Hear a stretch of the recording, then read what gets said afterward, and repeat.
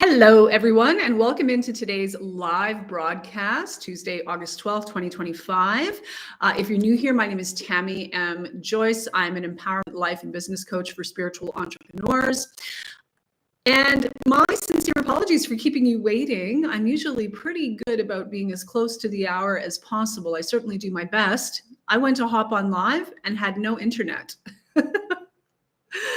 Big panic. So I decided to figure out how to go live from my phone. Surely that should be hard. I've scheduled the live broadcast, and that took a hot minute. Interestingly enough, I was going to have to start a whole new live. So I was concerned about you guys waiting here while I would be over there. Anyway, the last 10 minutes has been a whole big panic. So my apologies for keeping you waiting. Fortunately, my internet did come back on. So that got resolved, and here we are. So thank you for your patience. Do me a favor before we dive into the content today, drop me a comment and say hello. Let me know where you're tuning in from. Let me know you're there. So I'm not just speaking to myself as we go. And again, if you're new here, how these live broadcasts work is my schedule for the remainder of the summer will be Tuesdays and Fridays at 1 p.m. Eastern. Typically, we say a relatively brief, quick hello. I dive right into the content that we're going to discuss for today's topic, and then I open it up for Q&A. So if you have any questions at all, if there's a burning desire, burning question on your heart, anything comes up as I'm unpacking the content, just drop it in the comment section, and before we wrap up, I will address as many questions as possible. I can't guarantee that I'll get to all the questions, but I certainly do my best in that regard. Hello, Rachel. Welcome in. Nice to have you here from Arkansas. And Linda, welcome. From Georgia, CLR, from Indiana. My eyes, for some reason, I'm having a hard time reading the screen this morning. Elise, welcome in, Elise, tuning in from the Netherlands. And Rania James, my good friend from the UK, welcome in. And again, there's something with my eyes today. I'm having such a hard time reading the screen. Callie, let me have a closer look. Callie Skyman from Stockton, California, and Devore, welcome in, brother. Nice to have you. Okay, so let's dive into the content today, and we'll take it from there. So 6 practical manifestation techniques meant to be a guide to assist you in healing your subconscious programming. So whether we realize it or not, we have all been indoctrinated to a large degree as human beings on this planet. And of course, it began with our family of origin. And it's not about putting, blame or shame, although there is a place for playing pin the tail on the donkey in terms of acknowledging the truth of what we've experienced with regards to our family of origin, especially if those were not very good experiences. That is important and a relevant piece to the puzzle in terms of our healing and recovery process. But for the purpose of today's conversation, understanding that, the indoctrination, whether that be mainstream media, society at large, or the first 5 to 7 years of our experience with our family of origin, we have been programmed in ways that are largely disempowering. It is not the majority of us who grew up in an environment where we were nurtured and empowered. That's not the reality for the majority of us on this planet at this time, right? And then we go out into the world and we are further indoctrinated and programmed through the school system, through mainstream media, through our social circles, our environment at large, right? The environment we put ourselves in really matters. When we were kids, we didn't have a choice. As adults, we get to choose who and what we expose ourselves to. People, places, content, what we expose ourselves to, right? So all of this is to say the majority of us have some healing to do when it comes to our subconscious programming, especially if we want to reclaim our power, live as an empowered, sovereign human being, embodied, able to consciously co-create our reality, really have a say to a large degree in the quality of experiences that we are having in any or every area of our life. So, the primary areas being our health, our relationships, our finances, our abundance and prosperity, our experience in that regard, and some form of service, whether that be however it is that we are making a contribution, whether we're retired or not, still working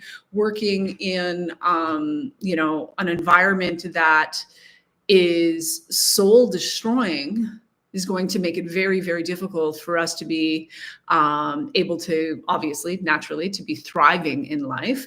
So part of being the conscious co-creator of my reality is being able to shift myself into a place where I am being productive and contributing in a way that actually is in alignment with my soul and lights me up, right? That's not what most of us are taught. And it's certainly not what most of us are set up for, right? So again, we all have some healing to do with regards to our subconscious programming. So 6 practical manifestation techniques to assist you in this regard. So the first one is the handing it over technique. The handing it over technique. If you are not aware of the absolute power of your subconscious mind, I highly recommend you either listen to or read, or both, the book, The Power of Your Subconscious Mind by Joseph Murphy. If you haven't read that material, you can get it on Audible if you prefer an audiobook. I like both. When I'm, really studying and learning something and really wanting to, in my nervous system, really wanting embodiment, I like to do both. I go back and forth between both. But whether it's you read it or you get it on Audible, get your brain, your mind exposed to the concepts around how absolutely, and I use the word absolutely on purpose, deliberately, absolutely powerful you are by virtue of the power of your subconscious mind. So through our subconscious mind, we are connected to infinite wisdom and divine intelligence, our higher self and infinite wisdom and divine intelligence. But we're not taught how to bypass the 3% conscious brain to access our subconscious and program our subconscious with what serves us as opposed to what disempowers us, right? And through our subconscious, again, we have access to infinite intelligence and divine wisdom. But we have to ask. So the first technique being the handing it over technique, understanding that connection to source, to the divine, to infinite wisdom and intelligence through our subconscious. When you have a problem, a challenge, a struggle, a question outstanding, something that you need solved, you're looking for the solution, mustering the faith and trust. And this is why exposing yourself to a book like The Power of the Subconscious, of Your Subconscious Mind, can be so helpful, because it helps to build your faith and trust by giving you the understanding that you need. But mustering the faith and trust to take the problem, the issue, the challenge, whatever it is that you need solution or resolution to, and hand it over to your subconscious. Trusting and believing in faith that your subconscious will present you with the solution, the answer, the resolution to the problem. So the handing it over technique. Now, if you're brand new to all these concepts, it's just not going to necessarily come like this. There's some work to do in terms of, and we're going to get to all of this as we go through the 6 techniques, but there's some work to do in terms of shifting your belief system, reprogramming your subconscious beliefs and patterning over time, developing the muscle, the discipline, the habit. It takes 21 days to develop a new habit, right? 21 days of consistent disciplined effort to develop a new habit. So if this is all new for you, this isn't necessarily going to come, super easy. And you might have a bunch of limiting beliefs that, the moment you go there, perhaps even in just listening to me unpack this, all the limiting beliefs get activated and rise to the surface. And that's actually a good thing, because now you know what it is that you need to work on. You don't want that stuff in the shadows of your subconscious. You want it rising to the surface of your conscious awareness so you can look at it and assess whether or not it's accurate and true in terms of alignment with the ultimate truth that you're in the process of learning and evolving in, and decide whether or not it's a belief that you want to keep or let go of. Is this something that needs to be reframed or released entirely, right? So it's okay when you embark on this journey for all the limiting beliefs to come up, because now, as I said, you are aware of what needs to be worked on, where your work is. And consciousness work is work. It takes concerted effort, discipline, consistently over time, right? So with that said, the handing it over technique, my favorite way of implementing this technique is in the evening. I have a little journal on my nightstand, knowing that in the first 15 minutes and last 15 minutes of waking sleeping hours, so first 15 minutes of wake and last 15 minutes before drifting off, this is when we have the easiest access to our subconscious. So it's a really good time to be doing any work that we want to do in terms of rewiring our subconscious, healing our subconscious programming. So at that time, I will take my journal, and this is a time for me to dialogue with my subconscious. And it doesn't have to be, sometimes it's a few sentences, a paragraph or two. Sometimes it's 2 or 3 pages. It doesn't have to be, I'm writing a novel. It may be some nights, but it doesn't have to be. And this is a really good time to just list out what your intentions are. And anything that you are struggling with is a challenge, is a question unanswered, some problem that needs resolution or solution, literally take the time to write it out to your subconscious mind and hand it over. I am handing over to the infinite intelligence and divine wisdom of my subconscious mind, XYZ, ABC, whatever this issue is, with absolute trust, faith, and knowing that the answer, the solution, the resolution will be delivered to me in the perfect divine time and in the perfect divine way. And let it go. Detachment is really important in this process when we're setting our intentions, when we're working with our subconscious, when we're working with the field, right? It is very important that we be clear and consistent in the setting and holding of our intentions and the frequency that aligns with those intentions, but that we also have a degree of detachment. If you're fearful, worried, concerned, unbelieving that the solution, the answer, the resolution is going to be delivered to you, then it's going to be very hard to detach. You're going to hold on tightly. But when you are in faith and trust and knowing, and you hand it over, when I bring my vehicle to a mechanic that we trust, I can, and come back the next day or 3 days later or whatever it is, knowing, in the meantime, I'm not like looking over his shoulder. Are you sure? Are you sure? Popping in to make sure, right? I'm not hanging on tightly. I'm letting go. I'm detaching in trust, faith, and belief that the resolution is going to be delivered to me in divine time, in the perfect way, and let it go. And for our own purposes, because your subconscious mind hears you the first time. Repetition for reprogramming Our long-held subconscious beliefs, however, is vitally important.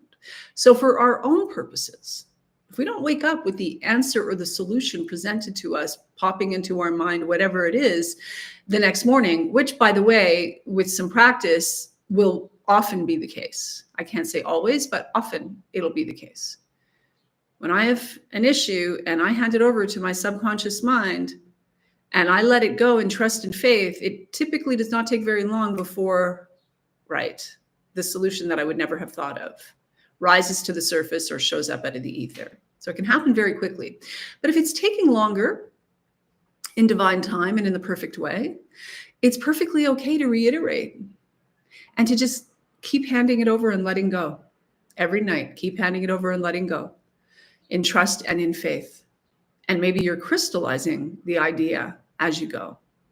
And you will find in time, divine time, in the perfect way, resolution, an answer, a solution will manifest itself. But that piece of detachment, vitally important, vitally important. Trust and faith. Next is divine your blueprint technique.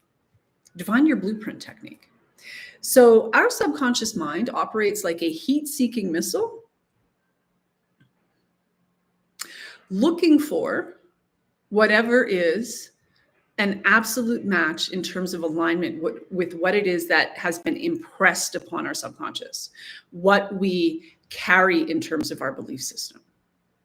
So it will always compel us towards the people, places, things, circumstances, and environments that are a match to whatever it is that we hold and believe to be true. So if I believe that, for example, I have to work really, really hard, and it is the only way, the only path to success, then that's going to be my experience. And my subconscious is very much going to cooperate with that. If I believe that money comes easily and frequently, and I actually really embody that belief for realsies, my subconscious is going to compel me in the direction of that experience, move me in the direction of people, places, things, environments that are a match to that belief, right? So designing your blueprint, the technique of designing your blueprint is, and again, as soon as you reach for a belief, a thought that is, far removed from what you've actually been carrying your whole life, all your limiting beliefs are going to rise to the surface, and that's perfect. Now you know what it is. You're aware of the gap between where you are and where you want to be, and you're very clear about what it is that needs to be addressed, what needs to be worked on, right? What needs to be reframed.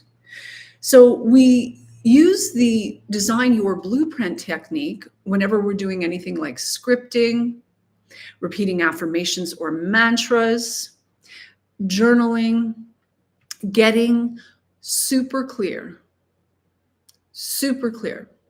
about what it is that you want to experience. Some people do vision boards. Vision boards is a great example of, I heard them referred to as something else. Someone called them something else, but she was talking about vision boards. See if I can remember what the term was. It was just a different way of alluding to, that whole concept of creating that vision. I think she called it an action board. So a vision board or an action board, whatever you want to call it, is an example of a great way to design the blueprint of your life. Deciding in advance the direction you want to move in, the experiences you want to have. And then, of course, we have a gap that needs to be bridged, right? We have to bridge that gap. What is it that I'm embodying, believing, holding, carrying here that is preventing me from getting to here? And what is it that I need to do to close that gap in terms of shifting those beliefs? So designing the blueprint of the life that you want to move in the direction of, the person you want to be, vital technique. And there's many ways to do it, but it is a vital technique, a vital piece to the puzzle of healing your old subconscious programming and getting you to the place where you are actually becoming the conscious co-creator of your reality. Next is the visualization technique. So visualization, so important. Mind movies. Pay attention to the thoughts you're thinking, which are informing the images that you're holding in your mind and the feelings that you're feeling. And carving out even 5 to 10 minutes a day, building up to 20 would be good, but carving out even 5 to 10 minutes a day where you sit and get still and run the mental mind movie, the visualization of the experience that you want to have.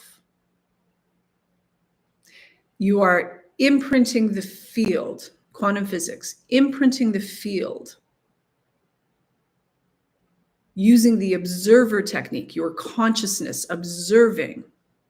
Your mind doesn't know the difference between, what you see in your imagination and what you see in 3D reality, right? So by holding that vision and imprinting the field on repetition consistently over time, thoughts are things that affect more things. The vision you hold in your brain, in your mind, in your mind's eye, affects things, the experiences, people, places, things, circumstances. So by holding that vision, you begin to bridge the gap. Simultaneously, you are shifting, healing your subconscious programming. Next on the list is the thank you technique. The thank you technique. Super simple. But how many of us, I can honestly say that this is something that I've been practicing daily for a very, very long time.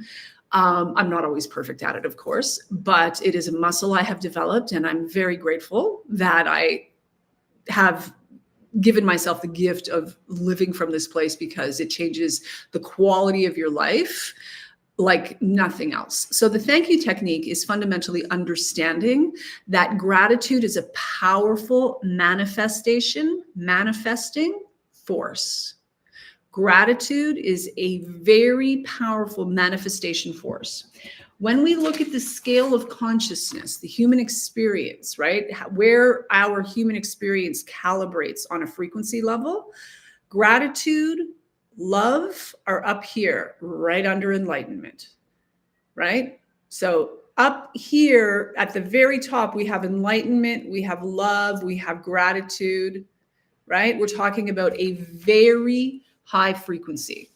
And no matter your circumstances, if you're tuning into this, chances are good, I'm going to assume you have access to the internet at the very least, if you're here, or you have a phone in your hand. So you have access one way or another, whether it's Wi-Fi, cellular data, you have access to what we have access to in terms of information today at our fingertips is mind-blowing, right? So that's something to be very grateful for. If you're tuning into this, chances are really good you've got a roof over your head. You slept in a bed last night with clean sheets. You have running water, probably hot and cold. You have the ability to hit a light switch and turn the lights on or off, right? Like you have the eyeballs to watch this. You have the ears to hear this, right? So chances are good there's some food in your fridge.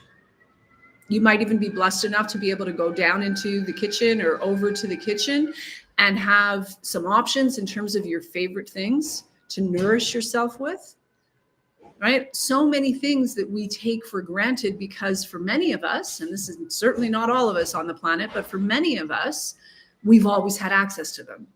So we take them for granted, right? So we always can find something to be deeply, deeply, deeply grateful for. And using the thank you technique, gratitude is the powerful manifesting force that it is. is one of the fastest ways to shift your frequency. So if I find myself, dipping into frustration or fear or anxiety for any reason, external things are, bumping up against whatever it might be, and I find myself moving in the direction that is not where I want to move. And I'm not advocating bypassing here. We want to be in touch with the truth of whatever it is we're feeling. But if I'm moving into frustration unnecessarily, I have the ability to take the reins. Look at what it is that's frustrating me. I may have some things to deal with, some truths to acknowledge, some things that need to be changed, some people who need to be, distance from, whatever it might be. That all might be true, but I also have the ability to take the reins and shift the direction of my frequency. And the way that I do that is I automatically go into gratitude. I will sometimes just run like an avalanche of gratitude. I will just start looking around my room, my office, my life, and just run a list of all the things. Thank you, thank you, thank you. Thank you, thank you, thank you that I have access to the internet to be able to serve the way that I do. Thank you, thank you, thank you that I have the ability to work from anywhere, from my laptop and phone, as long as I have access to the internet. Thank you. Yes, thank you. Yes, thank you. Yes, thank you. Thank you, thank you, thank you for the clients who trust in me enough to allow me to be their guide, their leader, their teacher on this path. Thank you, thank you, thank you. Thank you for my incredible husband, who I love so much, who loves me so much. Thank you, thank you, thank you. Thank you for my little fur babies, my dog, Daisy, my cat, Jasper, who bring nothing but love and joy into our lives every day. Thank you, thank you, thank you for my big, comfortable bed. Thank you, thank you, thank you for the abundance of food in my fridge. Thank you, thank you, thank you for the incredible friends that I have in my life. Thank you, thank you, thank you that I live in a relatively peaceful country, not worried about bombs going off today or the Gestapo showing up on our doorstep today. Thank you, thank you, thank you. Yes, thank you. Yes, thank you. Yes, thank you, thank you. Yes, thank you. Turning up the volume, turning up the volume, turning up the volume. Shifts my frequency. Done repetitively, reprograms my subconscious. So in the Ascension class, in Pillar 4, we talk about part of the aspect of personal empowerment that I teach in that pillar has to do with our subconscious archetypes. So we deal with the wounded inner child in the freedom class very deeply, but we also deal with the inner child, wounded inner child, and other archetypes in the Ascension class, because the wounded inner child is not the only aspect of our subconscious holding us back and keeping us stuck. Right? One of the aspects of our subconscious that holds us back and keeps us stuck is the victim mentality.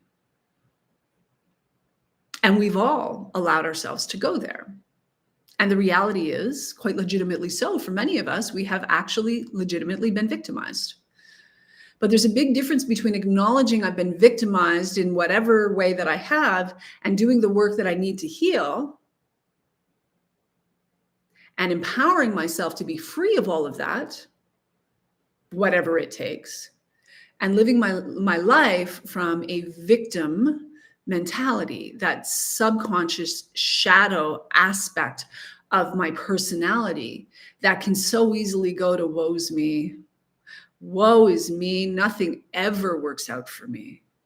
I never get my way, no matter how hard I work, no matter how hard I try, no matter how much I do. The whole world's against me. Woe is me. Some version of that. We are all capable of doing that. And the thing about using gratitude as a practice, a practical technique for healing your subconscious, is it is the antidote to victim consciousness. It is pouring a healing balm over that victim consciousness regularly, because we are abiding in the truth of all the ways that we are blessed, even if we were victimized. All the ways that we are blessed, all the good fortune that we, now that doesn't mean that this isn't true. Again, this is never, when I'm talking, we're never talking bypassing. Never are we talking bypassing. We tell ourselves and we're others, where appropriate others, the truth, period. No matter how inconvenient. Now, with boundaries, I'm not saying we go bopping everybody on the nose with the truth all the time without boundaries and limits. I'm not saying that either, so don't hear what I'm not saying. But we stand in the truth. I don't lie to myself about what happened when I was 3 or 5 or 7 or 11, 12, 13, 14, 15, or 20, 25, 30, or 40 for that matter, with my family of origin or anyone else. I don't lie to myself and I don't lie to anybody else about that. I stand in the truth of that. And anyone who feels entitled to gaslight me around any of that, I'm not a victim, nor do I lie to myself. And my life is a zero tolerance zone for gaslighting. This is what it means to heal the victim consciousness, right? We stand empowered, sovereign, free, on the firm foundation of the truth.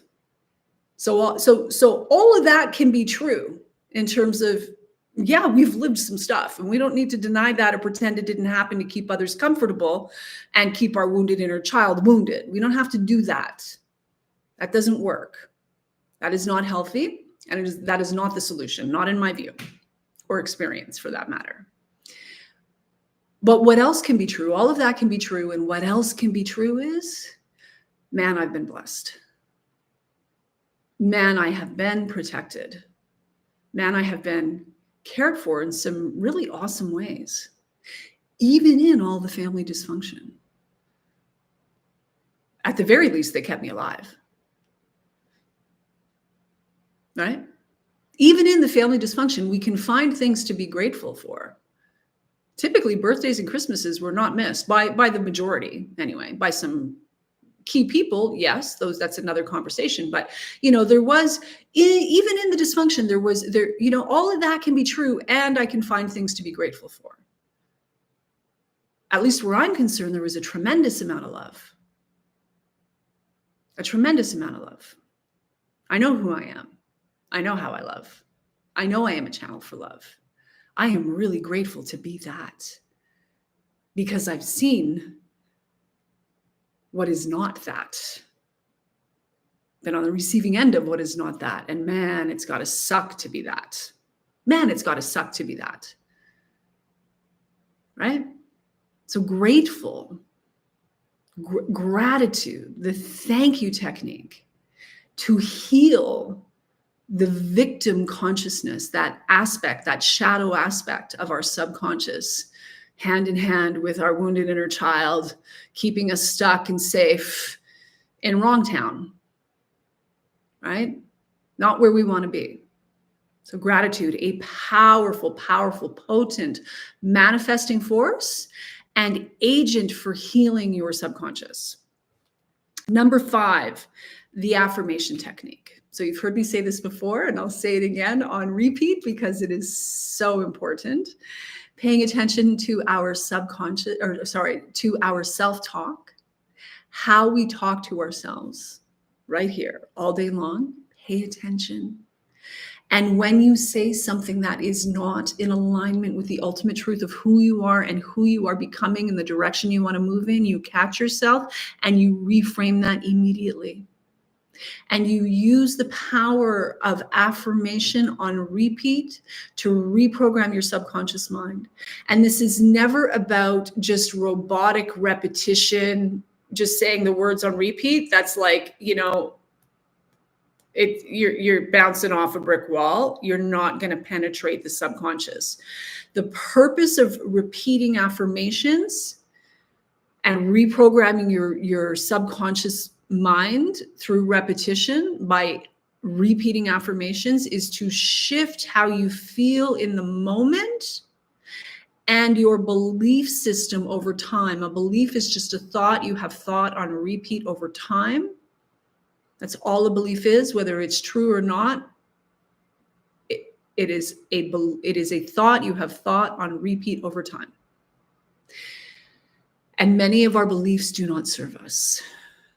I can't, I won't, I'm not good enough, I never have, are just some examples of what we run with on subconscious autopilot. We do some very specific work in the Ascension class to really shift the subconscious identity at a belief level so that you are embodying who you were actually always meant to be, your higher self, the divine in you, who you were always meant to be. Affirmations are a really good place to start. I use them every day. I have some favorites that I run with every day. And I've used them so much on repeat that as my eyes open in the morning, I don't even need to remind myself anymore that that's the time to reprogram my subconscious mind. I immediately go into my affirmations. And I lay there and I run them. Again, not on robotic, just saying the words. I'm saying them with intent to feel into them, to muster the feeling, And I lay there and I soak like a tea bag in that feeling, in that embodiment. Affirmations, very powerful. Last but not least, number 6, the argument technique. So this is exactly what it sounds. This method is just what it implies. Building the argument to build belief and faith and change your mind. Building the argument to build belief and faith and change your mind. So how you do this is what you're doing right now. Showing up for a live broadcast or tuning into the replay, whatever it is. The title caught your attention. This is something you want to pay attention to. Maybe there's something here for me to learn from. I want to expose my mind to some concepts, even if I've heard them before. The repetition is vitally important. And maybe some of these concepts are new, or maybe I'm hearing them in a different way. And the more I come at my mind on repetition with these concepts, the more I build my belief. I build the argument within myself so that when my shadow aspects, the lower versions of me, pop up with a limiting belief or some old tape, that critical voice, sometimes it's our mother's voice or our father's voice or a caretaker's voice or someone who is in a position of influence and authority over us, a teacher, an aunt, an uncle, whoever. Their voice running in our head, it has nothing to do with us or who we are or who we have ever been, but that's the tape that runs because of the subconscious programming, right? So building the belief by exposing myself to these concepts daily, listening to good material, reading good books. If you're really serious, getting into a program that gives you a roadmap to pour gasoline on the fire of your becoming the next level version of yourself, right? Whatever it is that you need to do to roll up your sleeves and shift the subconscious programming and build your belief so that you can back yourself. Manifestation, the art and practice of manifesting, consciously co-creating our reality, involves calling out of the ether into our reality what we would prefer to be living and experiencing. And that requires having some belief and faith in the things that are not yet seen. They're only seen in the eye, in our mind's eye, in the desires of our heart. But in terms of our reality, they're not yet seen. So it requires faith and belief that they already exist on a different timeline, in a different dimension. And my job is to bring myself into alignment so I can bring it into this dimension. This is what we're doing, really. So the argument method involves educating yourself, repetition in terms of what you are bringing into the garden of your mind on repeat, to build your belief so strong that it doesn't matter what someone else thinks or says about these concepts or the direction you're moving in, what you're working on creating and manifesting for yourself. Your belief is so strong, you've built it so strong that you're bulletproof in the face of naysayers and people who don't believe, don't have the same faith in you, in these concepts, in themselves. That's what it boils down to. You know, when people judge us, who is she to, who is he, who does he think he is? It's all their own stuff. Absolutely all their own stuff, right? So the stronger your belief, the more bulletproof you are in the face of all of that. And depending on your circumstances, some of us have more of that to contend with than others.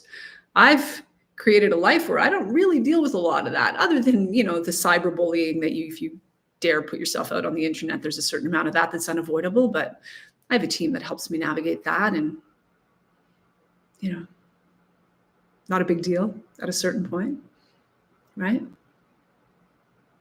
Your belief becomes so strong. And I will add to this, what ends up happening with the argument method, as you build your belief, you start actually having the experience of success. Things start happening for you. You start getting results with all of this. And boy, does that build the argument, the belief that you hold. So when the limiting beliefs come up, it's like, I know better. That's not true. That's a lie. You can sit down and shut up now, right? You can deal with those niggly voices in your head very easily when you stick with this and start getting results. So, my friends, I hope you found some value in this today. I'm going to open up for Q&A. So let me know if you have any questions. Did anything come up for you? Did you find value in this? Let me know your thoughts. So where are we here? Mark, welcome in. Glad to have you here. Rachel. Rachel is saying, getting a lot of static. Yeah, I don't know.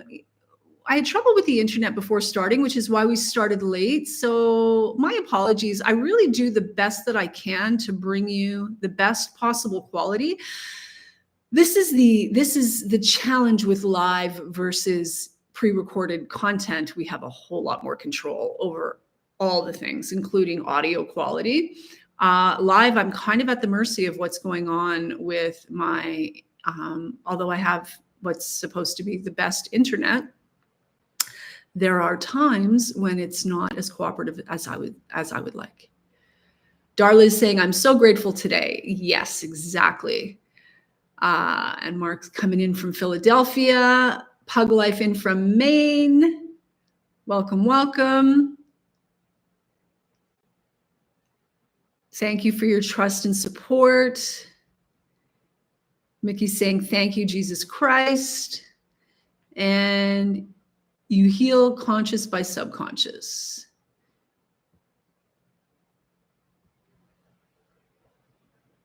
Elise is saying, thank you so much. You're welcome. You're welcome. You are so welcome. Does anyone have any questions? If not, no problem. But if you have any questions, I'm happy to take a few minutes. So again, we're going live for the remainder of the summer. So I'm considering that like up till Labor Day for sure. Tuesdays and Fridays at 1 p.m. Eastern. I'm preparing to launch a new YouTube channel. It looks like it's going to be a couple of weeks before we've got content ready to go for it, but that'll be happening in the next few weeks. So if you're not on my email list, make sure you get on my email list so that you are alerted when that new channel goes live. It will be dedicated to all things related to identity shifting, reality creation, so mastering the law of attraction, the law of creation, the law of assumption, And of course, personal empowerment in all of that as well. Healing your money mindset will be a big piece of the conversation we're going to have on that new channel. So if that's of interest to you, make sure you're on my email list so that you are alerted to anything new up and coming. Darla's saying, thank you for this amazing live. Hope you all have a great week. You are so welcome, my friend. First Meeting is saying, do you think people realize they've been programmed, or do you think they are a little clueless and refuse to believe, blinded by their ego? I think that more and more people are aware, but the masses in general are not. And there's a lot of reasons for that.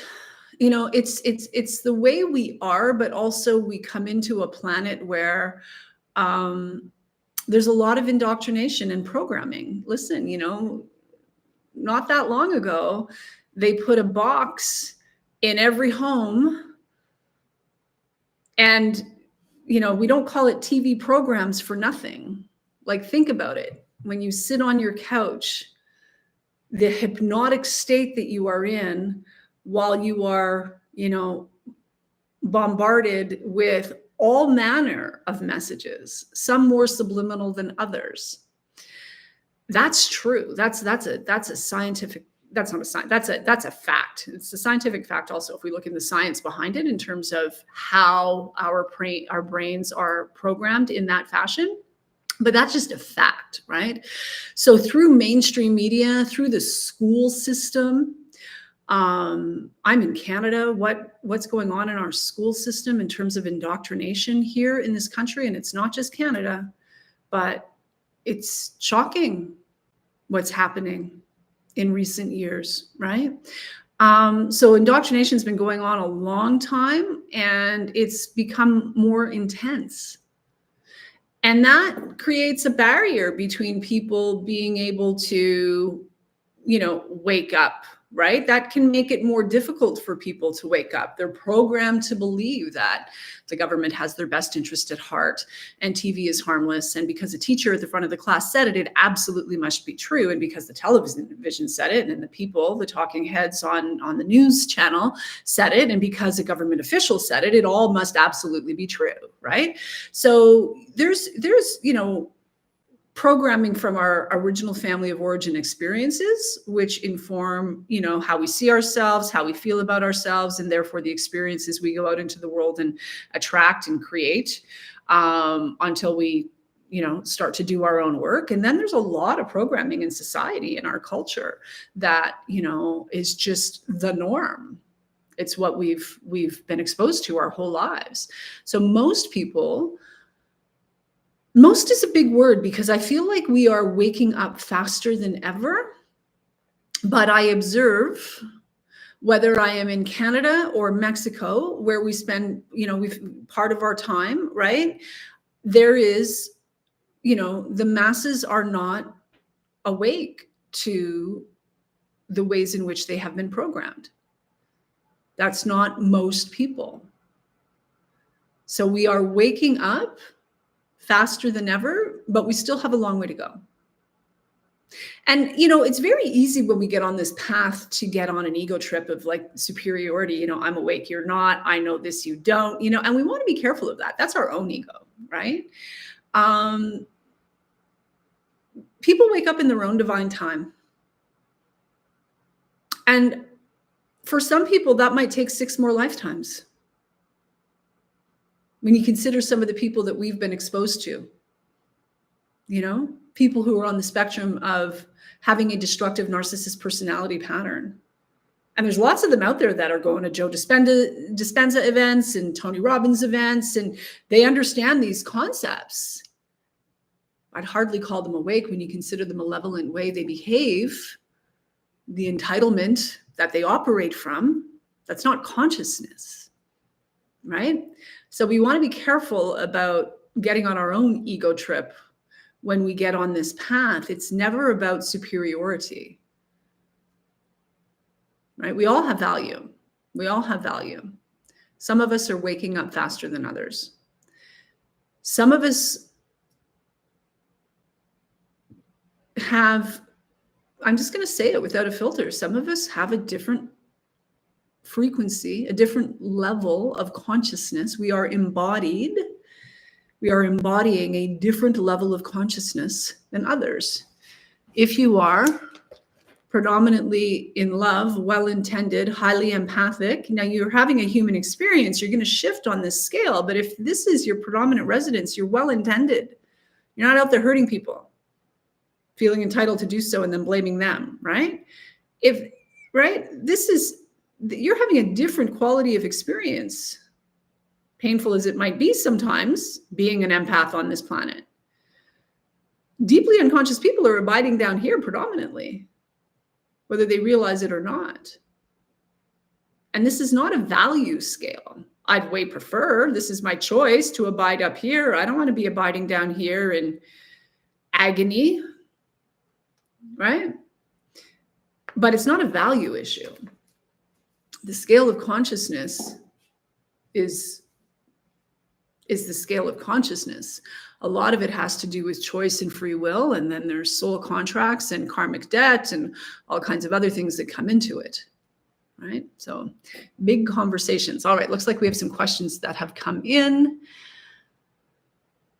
Does the covered female narcissist heal from psychology disorder? I think what you mean is covert narcissist female. So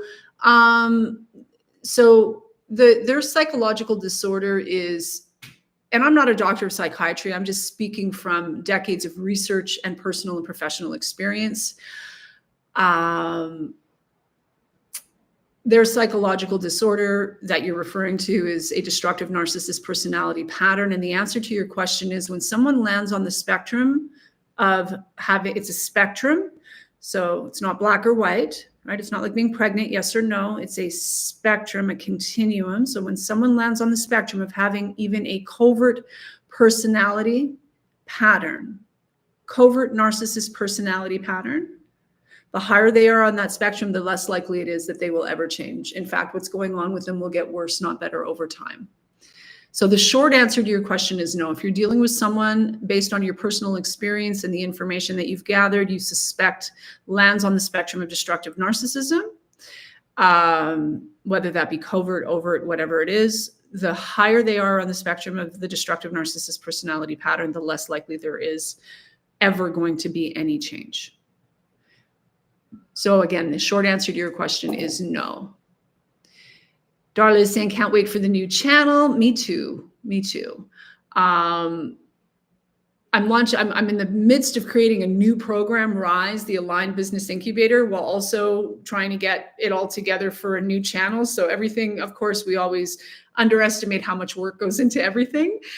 So it's taking a little longer. Also, I had a serious back injury a couple of months ago that I've been healing from, so that slowed things down. But we're getting there. We're getting there. So it should just be a couple more weeks. And that's what I meant. The masses seem oblivious to so many things. Yes, that is true. Darla's saying that's so true. Yes. Rania, hi, Tammy. So grateful for you in the world. Thank you. Thank you. Read the handing it over teaching. Do I repeat it or do I do it once and then let it go and trust? Thanks so much. So the either or, as I said,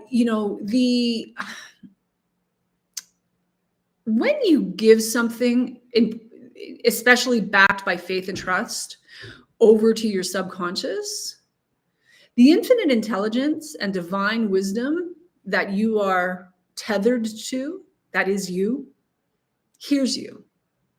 But sometimes we need the repetition, and the repetition for the reprogramming of our subconscious.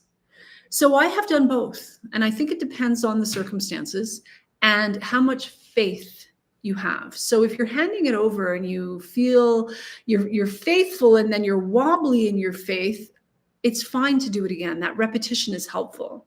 So, the exercise of, journaling it out in the evening, you could do that evening after evening after evening, letting it go, trusting, and then repeating it the following evening, letting it go, trusting, and then repeating it the following evening. You're repeating it for you, right? To help build your trust and faith. The exercises, all the techniques that we use are for us to help build our trust and our faith, to overcome the programming that we are bombarded with on this planet, right? Nothing is designed to empower us here. So it is up to us to take the reins. So that exercise of repetition is how we pick up the reins and steer ourselves in the right direction. So I hope that helps.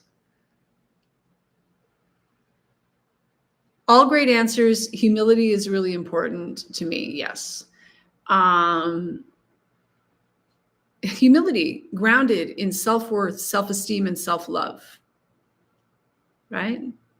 Not humility, I'm willing to roll over and take a beating, be exploited, allow you to manipulate me or trespass in terms of limits and boundaries, right? Be in my life and be a destructive force. That's not humility, right? I don't believe that's what Jesus meant when he said, turn the other cheek. That's not humility. So humility, yes, anchored, deeply, deeply anchored in self-worth, self-esteem, and self-love. And if there's work to be done there, which for most of us, there's work to be done there, then do that work. Make the decision. Date your soul daily. Love yourself daily. Love all over the wounded inner child inside of you daily. Become the embodiment of self-love, self-esteem, and self-worth. And be humble. Recognize that this is not, it's not a competition. It's not about superiority. We could leave the BS superiority complexes to the folks running around the planet with a destructive narcissist personality pattern. That's their game. Doesn't have to be our game. Doesn't help us. In fact, it's indicative of our own underdeveloped narcissism. You know, an untreated codependent is always above or beneath. Never I'm okay, you're okay, equal power, shoulder to shoulder. An untreated codependent is either looking down her nose at you or feeling inferior, or he. Works both ways, right? No matter how you identify. Never shoulder to shoulder, equal power. That's underdeveloped narcissism. There is such, there's destructive narcissism and a whole spectrum all the way to the antisocial personality disorder, like high end of the spectrum. There's healthy narcissism, healthy sense of self, self-worth, self-esteem. And there's underdeveloped narcissism, where an untreated codependent is going to manifest some narcissistic traits. It doesn't make them a destructive narcissist. They're not malevolent. But in their underdeveloped narcissism, their lack of emotional maturity, they might be self-absorbed, emotionally immature, and feel the need to be superior when they can and then inferior when they are, right? Never, I'm okay, you're okay, equal power, shoulder to shoulder. So that's when you know you've got some work to do. The goal is to get to a place where you're walking into a room, any room, and you can hold your place, your space, equal power, shoulder to shoulder. I'm okay, you're okay. I don't need to be superior or inferior. You are not, I do not see you as superior or inferior. You might be further down the path. You might have some skills that I don't have, but it's equal power, equal value. We all have value.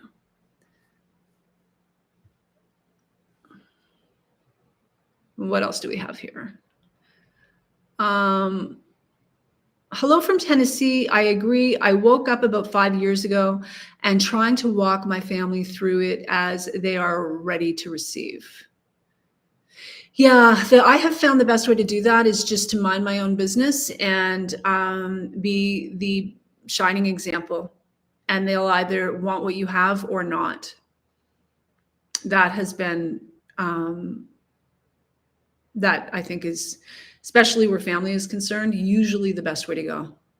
Very easy to get into codependent fixing, controlling, rescuing. when we're on a path and we want to keep everybody keeping up with us. We need to let people be and just, do our thing. And as a result, there's a ripple effect. There's a ripple effect, right? I'm not a narcissist, but I knew I learned narcissistic traits. I have to catch myself to reprogram. Yeah. Yeah, the difference being, I mean, there's, we could talk about this. This is a whole other conversation for a whole other day. But, if we're going to really bring it down to one thing, it's malevolence. Have I ever demonstrated a narcissistic trait in terms of something that would be destructive? Absolutely. I have a history of alcoholism and drug addiction. This coming Sunday, I celebrate 20 years of sobriety. I feel very good about that. But in my active alcoholism and drug addiction, I had narcissistic traits.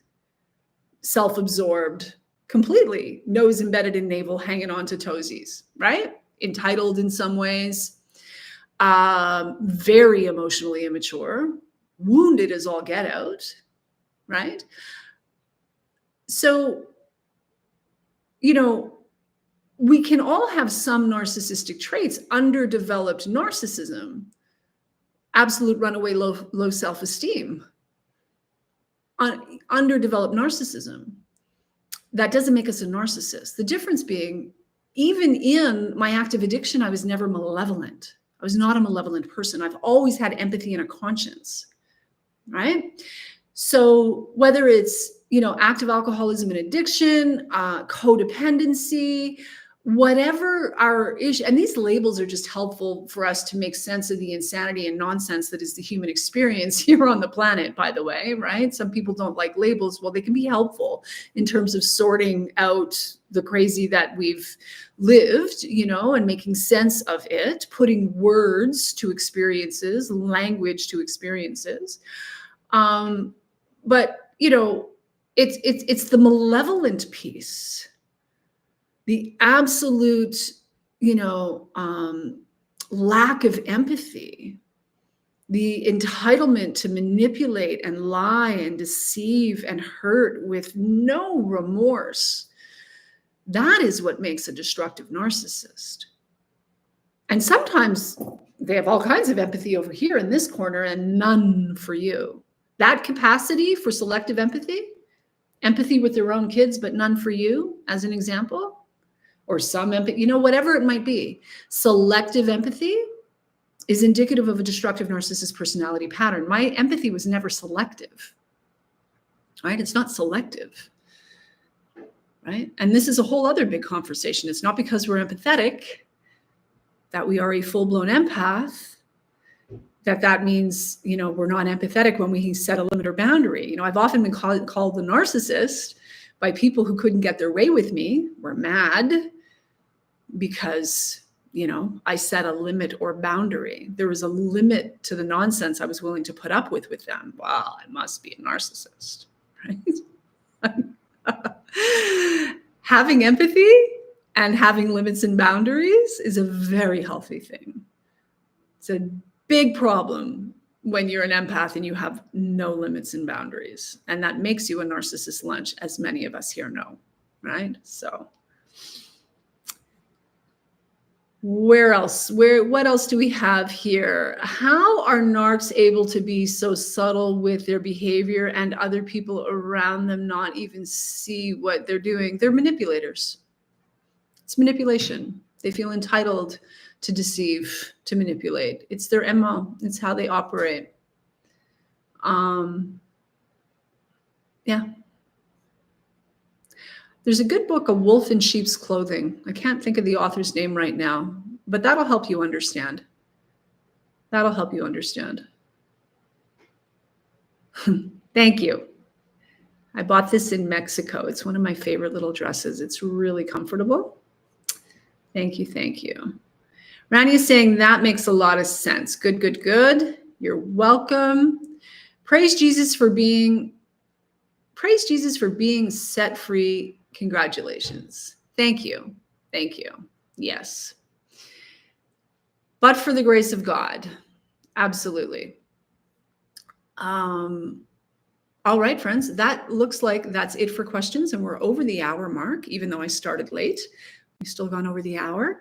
So if you're interested in learning more about how you can work with me, there are a number of options now, as I've just recently launched a new program. I'm still running the Freedom class. So the new program is Rise for anyone who's interested in getting started online in a soul-aligned, service-oriented capacity. The Freedom class is still running for healing and recovery from codependency and narcissistic abuse.